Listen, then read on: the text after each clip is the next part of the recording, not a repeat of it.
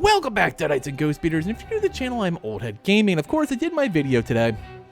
Didn't expect any news. We waited, and nothing happened. And I was like, all right, maybe tomorrow. So I go live like I normally do. I'm streaming Evil Dead, and suddenly chat's blowing up because apparently Saber dropped some information on what else is coming in the Ash vs. Evil Dead update. So let's take a look at the tweet real quick. Are you ready to spray the walls and wipe the floors with your enemy's blood? Splatter Royale is imminent. On February 2nd, battle up to 40 Deadites in an all-out new bonus game mode to see who will be the last demon standing. And as you can see here, there's a couple of pictures of the new skin for Ash. It looks like we're gonna get the Jacksonville skin for Ash. Nothing different on Ruby here other than her demon mode, and of course we see what looks like a different version of Kelly, since it might not be her demon mode, but it also looks a lot like it, so who knows.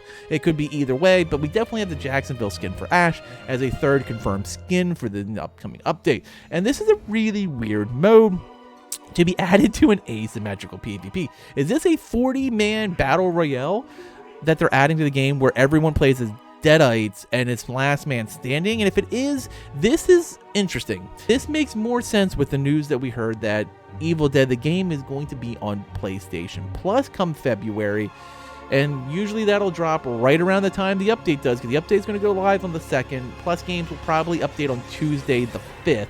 And we're going to have a brand new crop of players coming in just as the game is going to be free for all the PlayStation players in this time. We've already had it free on Epic. I would not at all be surprised to see in February if this game goes to Game Pass. And here's the reason why. When you're starting to build a different genre into the game, a battle royale into the game, and you're looking for battle royale players, it's not typically the ASIM players. There are very few that cross over between both. And also, you have to think about how they're going to handle the prestige. There's so much going on with this. It's going to be very interesting to see how they play. They're obviously going to have some sort of XP component, but a lot of the objectives that are required for prestiging your character aren't going to be available in this kind of battle royale mode. Also, a lot of people who play battle royales typically don't particularly play ASIM. So if you're bringing in a whole slew of free players, it'll boost the player base, but they might just automatically gravitate to the new Splatter Royale. And I think this is an interesting approach. I mean, this is very Fortnite-esque, where Fortnite brought out what is now referred to as Save the World, but originally it was just Fortnite. And not a lot of people were playing it, and they brought out a free Battle Royale version, and then a lot of people have played Fortnite now. And they make a ton of money off the game, and it really kind of revitalized what Epic was doing. And as we know, they do have a partnership with Epic, as the game is still not on Steam.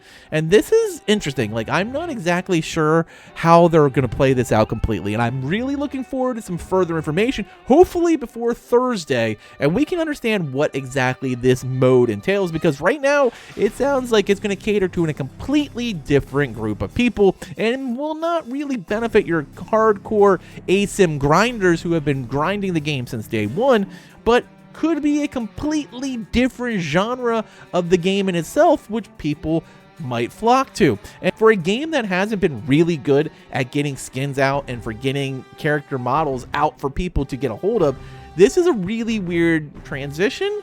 I'm not sure what we're seeing here, and I'll be honest with you, I'm kind of confused by this approach. A horde mode is what absolutely everyone assumed was going to be the game mode that we got dropped, but hearing that there's Splatter Royale, which looks like a 40-man battle royale, I did not see that coming. So is this a sign that Evil Dead is going free to play? And if they are going free to play, they're going to have to amp up the money side somewhere, whether it's doing more than just dropping these random droppings of chapters, because let's be honest, if the chapter is nothing but Ruby Leader Survivor plus 3 skins, it's going to be $7 right in that ballpark, and that's not a lot of money coming in. They're going to need to really amp up, and maybe it's the time we're going to start seeing the unveilment of the S-Mart. Like this seems like a sign of things are drastically changing in the model for Evil Dead the game. We've not heard anything about Season Pass 2.